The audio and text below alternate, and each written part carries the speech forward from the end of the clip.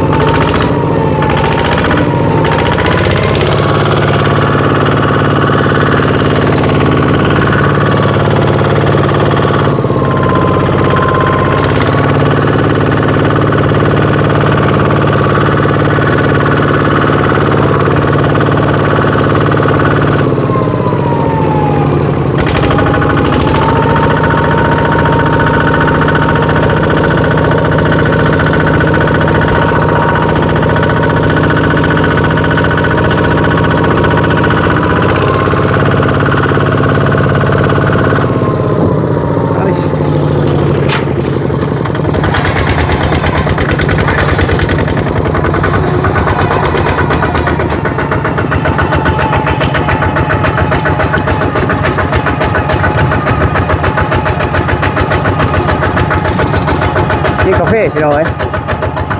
กดพอแล้ว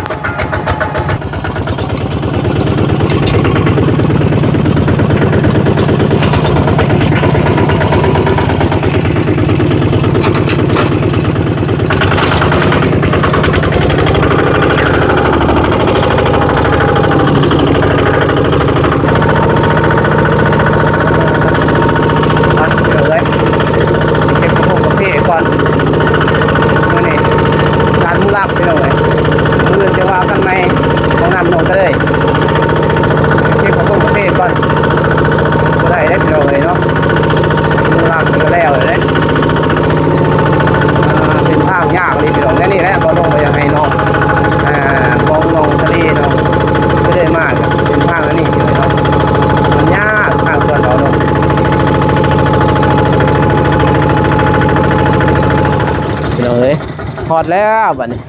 ไปลงจะน้อยถึงเอี่ยวรถพอไปซ้ายพอบ่พอไปซ้ายฮะไปชมวิวเลยดิไปชมวิวเลยคือไปเก็บกระผมกระเพาะแล้วลืมเป็นยังไงกับทักทายสบายดีสวัสดีเด้อพ่อแม่พี่น้องเมื่อสู่คนเนาะเข้าสู่สองบ่อนงคือเก่าคือเดิมพ่อแม่พี่น้องเอ้ยมาสวนอีกมื้อนี้พี่น้องเอ้ยยันโมลากกระพงกาแฟนี่แหละตัวนี้แหละนอนมื้อนั้นเพิ่นย่านนี่มันย่านแต่มันหักลงนี่คืนนี้แห้งบ่ลมขี้แน่เนาะเฮาก็ย่านอยู่โอ้ยฝนแห้งเลยคืนเพียงไปชมวิวบ่พอ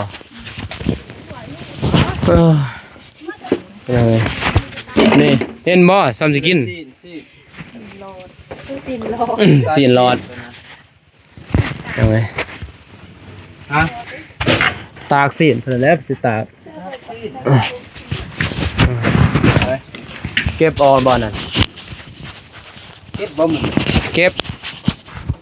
ลืมบอกเจ้าบ้านนี่เพราะว่ามันฝนตกพี่น้องเอ้ยเนาะเปิดเพลงมืดคืนบ่พ่นบ่มันบ่นั่นบ่แบตหมดก่อนแบตบ่ทน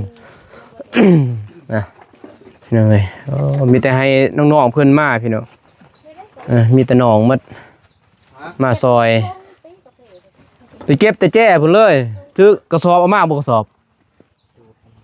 จักอันกระสอบฮะลายอยู่บ่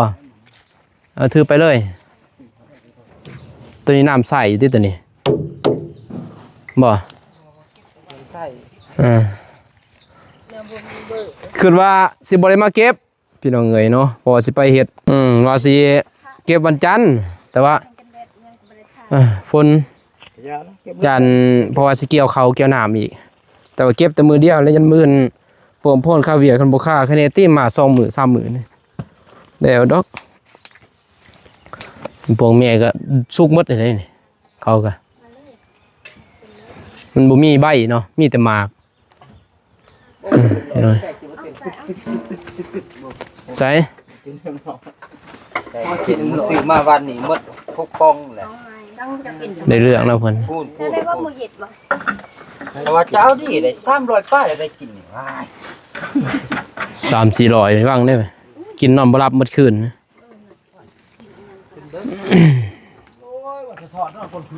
กาแฟไปเนาะ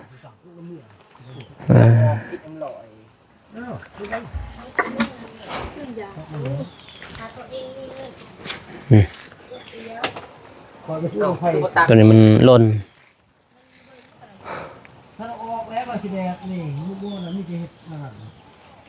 นี่เป็นกาแฟกลางเขาพี่น้อง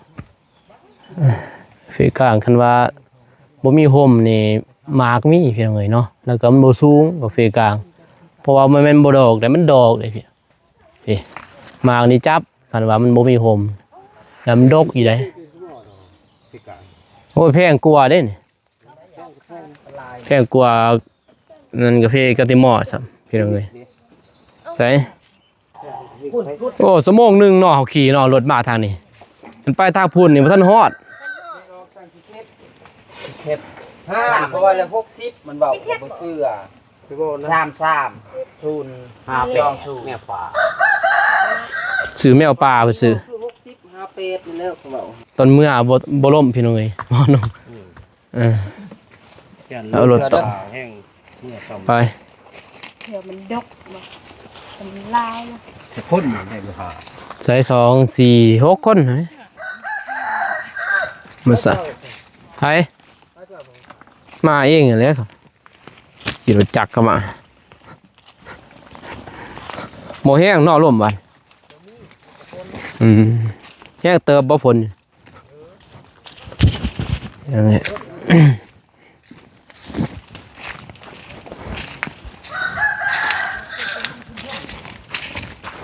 แม่ก็เป็นห่วงพี่น้องเอ้ยเนาะแม่บอกเนาะเป็นห่วงน้องชายนี่แหละที่เมียปะญาติเพิ่นคิดร้ายพี่น้องเอ้ยก็โทรมาญาติเพิ่นคิดนั่นคิดนี่พี่น้องมาน้องก็มาเพิ่นมาอยู่สวนนี่ซะ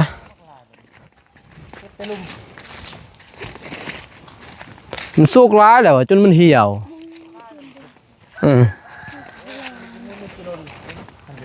จนมันล่นบางทีเนี่ยมันแห้งหมดไปเลยเสียดายอ่ะเนี่ยเขาบอกแล้วขันมืออื่นขันเจ้าบกฆ่าก็มาอีกมามันให้มันเลี้ยวนี่นะหมอโปะหมอยังบอกเขาแต่ว่าเขายังข้าวเวียกหน่อโอ้ก็อย่าเพิ่นมาทายอยู่พี่อยู่พอมาทายอยู่พี่มาใส่พุนอยู่นี่สุกเลยพี่น้องเลยแต่หมากโบโรกส่วนเบาหนงหมากโบลายนะคือเห็นนี่แหละนี่จรังกองกลางมันจะมีหมอกมีใบพี่น้องเลยเห็นบ่หมากโบโรกพี่น้อง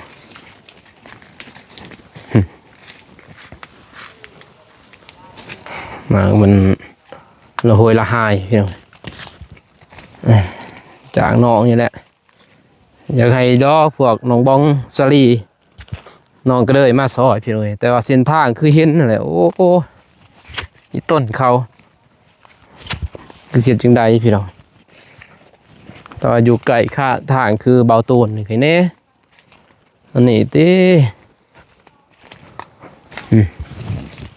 ปีนานี่บุเป็นหมากนี่พี่น้องบุมีแล้วหมากมันหล่นมัดตัดถิ่มมัดเก็บเลยเขาตัดมันโป่งไม้พี่น้องเลยเนาะพอมันชุดแล้วมันลายปี10 ปีป้าย10 กว่าปีพี่น้องเลยมาแต่ไทยนี่ลืมมัดแล้วมาแต่ไปไทยพี่น้องเลยไปทำงานอยู่ไทยเพื่อนน้องสายที่บ้านนงบา เออ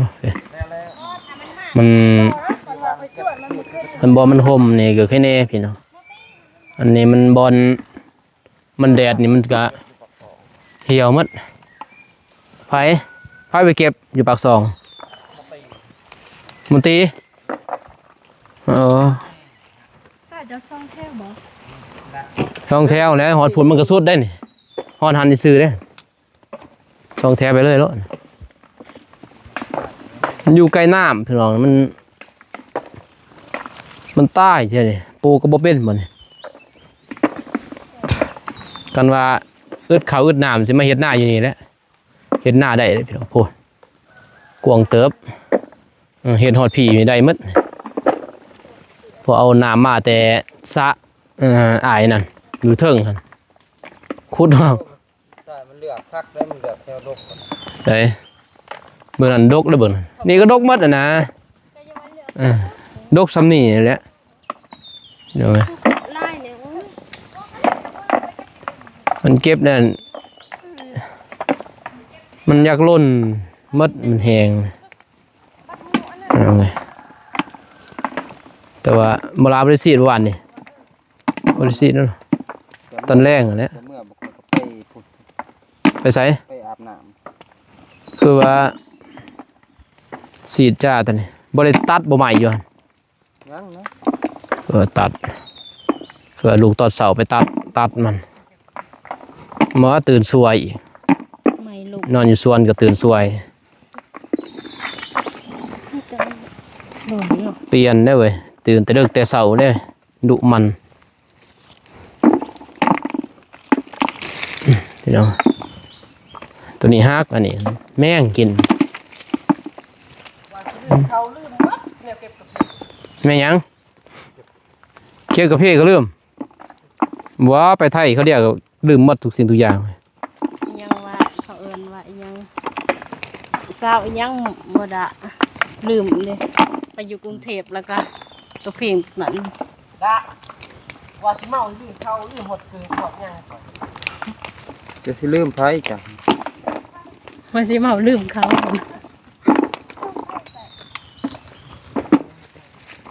มีห้าของกองทิศเหลือง ใช่พิษได้เบื้องนั้นบ่เบิ่งได้เบื้องกองใหม่กองกับพอกระเพจะบ่เมื่อมื้อคืนคอยกินเดียว เบิ่งกับพอกระเพได้ดีนะนี่มันสิฮักพี่น้องเอ้ยนี่กองแบบนี้ฮักเราแล้วนี่กองตัวนี้มานี่ได้นี่ก็สิฮักแล้วจะหน่อย มันสูงเลยเด้สูงแห้งนี่ตัดเอาแนงไม้พี่น้องตัดเอาแนงไม้ อยู่ส่วนตะโกนที่มีแต่มันตาย ได้ปะกกตายได้ปะ ตกฝ่ายไล่ตบปลูกใหม่อีกก็บ่ใหญ่อีก บ่ใหญ่ดอกเพราะว่าฉีดยาเด้มันถึกยาขายามันบ่ได้พี่น้อง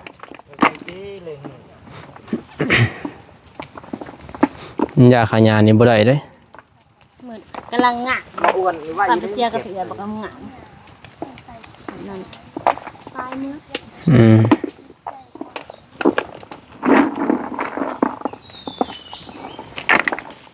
อันนี้แนงอันนี้เลย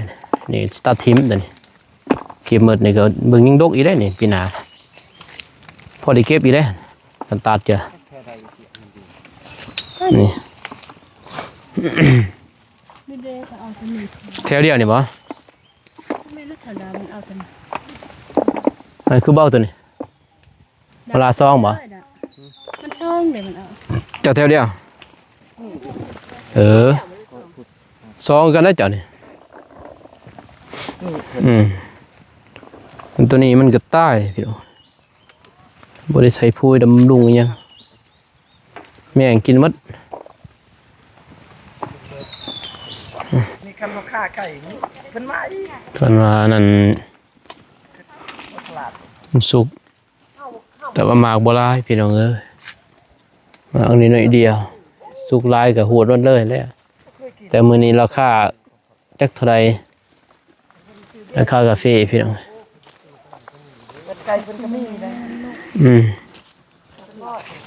จะใส่บ่โลหนึ่ง20,000 19มื้อนี้ดีบ่คำอันนี้เขาบอก เศร้าตึ้ง บัดสิไปขายเนี่ยเมื่อทางนี้แล้วนี่ ทางเข้ามา บ่เด้อ ทางใหม่ ทางเข้ามาได้อยู่บ่ ถ้ามันบ่เหมือนได้เลยลง อย่าแตะมือนี่ติอย่าตูดลงเลย มันตูด มันหนักนี่ ขอหลับป่า หมอเดี๋ยวนี้เขาแป้งเลยด่ะ ก็แป้งแล้ว นี่เขาแป้งค่ะมันบ่ได้เป็นคุ้มปันไดเลยแต่ว่ามันมื่นถ้ามันแดดมันแดด คันแดดเบิดมือมื้อนี้ได้ลงได้อีแล้วคอยลงไปเนาะตูดเลยแล้วตรูดอย่าแตะรถวี่นั่นแหละพี่น้องเอ้ย ขึ้นรถบ่ได้ซ้ำมันอะไร มันหนัก พูดลงเลยเนาะ มันหนักอันแล้วสิครึ่งบ่ได้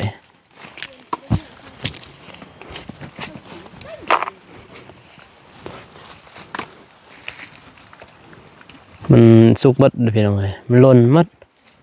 กำลังเก็บเทื่อเดียวเองเทื่อที่2ตัวนี้แหละเทื่อที่1หั่นเก็บก็บ่หลายเนาะ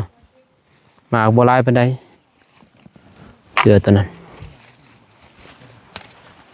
มาลาวบ่ได้มาเก็บเลยเนาะ บ่ ตัวนี้ตอนนั้นแหละตัวนี้แหละเขาเก็บ แล้วมือจะมิด หมามันตายพี่น้องกูกาแฟนี่มันบ่มีผู้นี่เกิดมานี่ใบถึกฝากถึกหยังหมดเกินว่าหญ้าเกินว่าพุ้ยบ่พอมันปะแหนงปะหยังนั่นนี่พี่น้องเอ้ยหญ้ากระหกกะลีเสียหญ้านี่แหละจางมลาเสียหญ้าเอากระจกบางมาเสียหญ้า ออกเลยดิซ่องคู่แล้วก็คู่ที่ซ่อง บ่ไปบ่มาอยู่นี่แหละ2คู่พี่น้องเอ้ย ไปหาเบิ่งกับพวกกาแฟก่อน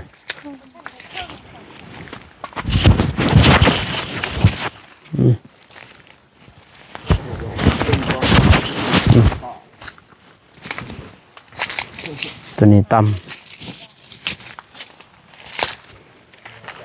ตัวนี้ดกอยู่ดีได้แถวโมนี่ดกอยู่ดิแถวโมลาเนี่ยคนเก็บฮอนนี่ได้อีดอกนี่โมลาเนี่ยดกอยู่ได้แถวนี้นี่นะจนหมดเลยนะเนาะแค่นี้มากาแฟสุก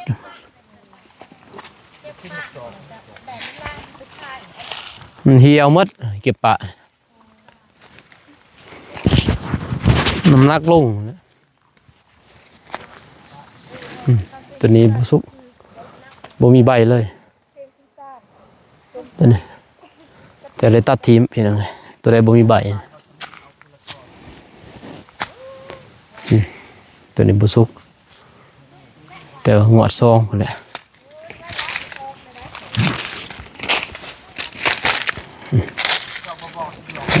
ลายดิ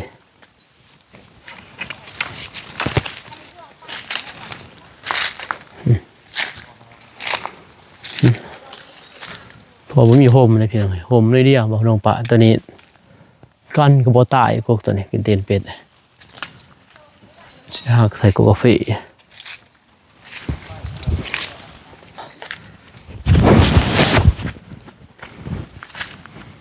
มื่ออื่นพอแหละสิได้ออกไปเห็ดห้องน้ำนองก็เลยเพียงเลยเนาะมื้อนี้มันบ่ตวงบ่ทันเลย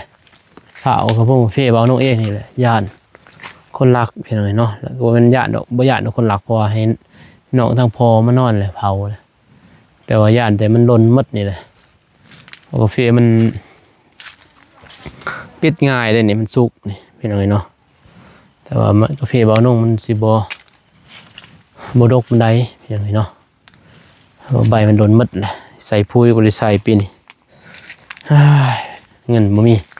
ใส่พุ้ยนี่แหละอย่างนี้เนาะถ้าเอาละไม่นัวละบัดใส่พกใส่พุ้ยก็ได้อยู่พี่หน่อยเนาะแต่เอาบัวละบัดนี่ได้ ถ้าบ่ระบัดบ่ใส่พวกใส่ปุ๋ยก็ได้อยู่ก็บ่หลายพี่น้องเนาะได้ซ้ำเฮาบ่ใส่นั่นแหละซ้ำเฮาบ่ระบัดคือกันก็สิดอกก็ใบบ่มีเลยปีหน้ายันตายหมดบ่จักโอ้คงไม่ติลมพี่น้องนี่ถือมันกาแฟอยู่นี่ถือกาแฟแล้วลายต้นเติบเลยนี่เอาฝามาตัดก่อนจะเลยเพียงเลยเอาผูกเอาฝาก่อนมาตัดเขียนนี่ปีกายเขาหลักเพียงเห็นนี่จนมืดเขาหลักเลยแต่ปีนี้นี่ดีแต่มาเผาก่อนแต่หมากบ่มีอีกปีนี้หมากบ่ดกอีกใบจะดังกอกดังกลางไปเลยเพบาตูนดกกลัว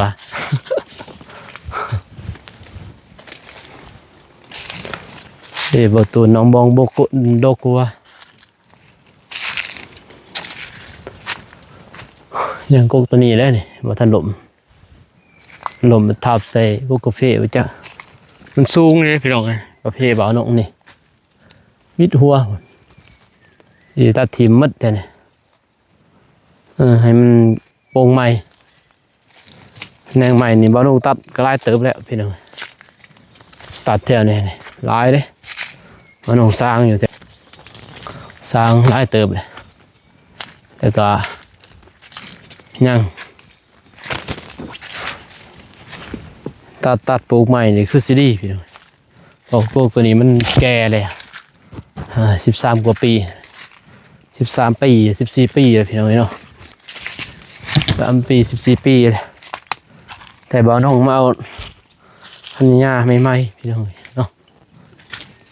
นี่เดี๋ยวนี้ดินบ่าวน้องไปพุ่น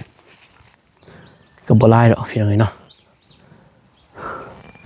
ได้ซ้ำได้ก็เอานี่ส่วนแม่ตัวนี้ส่วนแม่เฒ่าก็บ่งามคือกันกาแฟแบบนี้แต่ว่าสุกหมดเลยหล่นหมดเลยจังหน่อยนี่เขาก็สุกมากาแฟก็สุก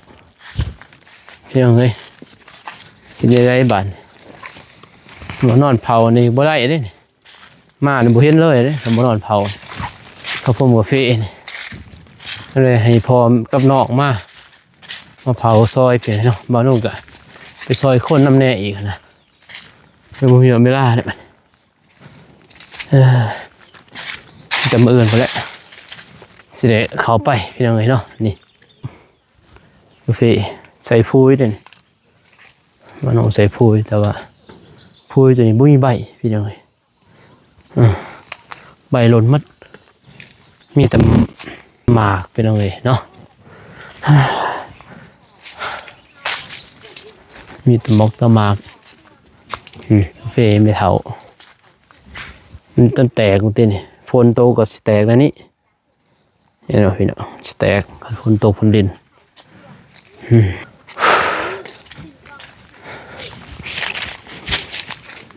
ฝนดินเลยคืนนี้เด็กบ่พอฝนดินบ่มีเหรอเนี่ยไอ้เสื้อไปพี่น้องเลยจะสร้างถามเราเจ้ากระดาษ มัดขึ้น เป็นเบาหวานเป็นจังได๋ก็อยากรู้ มันไผก่อนว่ามันเป็นแนวใดเป็นโดนแล้ว